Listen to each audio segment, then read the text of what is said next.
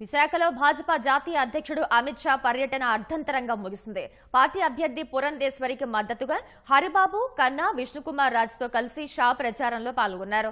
ముందుగా ఊర్వశి కూడలి నుంచి కంచరపాలెం మెట్టు వరకు నిర్వహించిన ర్యాలీలో పాల్గొన్నారు. అనంతరం ప్రజలతో మాట్లాడతారని స్థానిక నేతలు ప్రకటించగా షా మాత్రం ర్యాలీ పూర్తవగానే ప్రచార రథం నుంచి దిగి నేరుగా కారులోకి వెళ్లిపోయారు.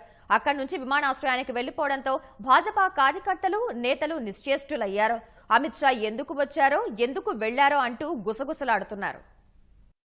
భారతదేశ ప్రగతిని, భారతీయుల యొక్క సంక్షేమాన్ని దృష్టిలో పెట్టుకుని అనేక నిర్ణయాలు కేంద్ర ప్రభుత్వం తీసుకున్నటువంటి నేపథ్యంలో కమలం గుర్తు మీద